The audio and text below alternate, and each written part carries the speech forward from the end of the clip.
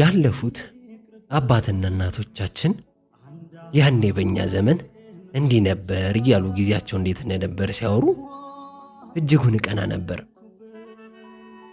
በዚህ መሃል ግን ምን እንደተሰማኝ ታውቃላችሁ?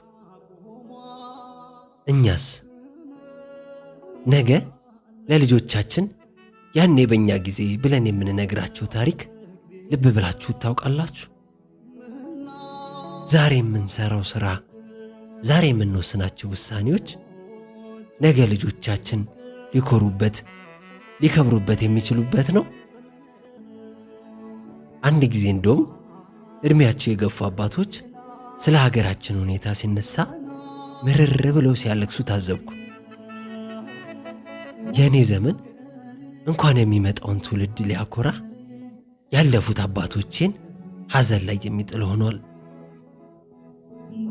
ምንም እንኳን እንደ ቀደሙት ታሪክ መስራትን ባንችል በኩራት መናገር የምንችለውን ህይወት ከዛሬ ጀምረን እንኑር። ነገ ማየት የምንፈልገውን ሰላም ዛሬ እንጀምረው። ምናልባት በዚህ ጥላቻ በነገሰበት ጊዜ ፍቅርን ሰብከን ሰላምን ካመጣን ያኔ ቀጣዩ ትውልድ በእኛ ዘመን መኖርን ይናፍቅ ይሆናል። ቸር ቆዩኝ። ሀገር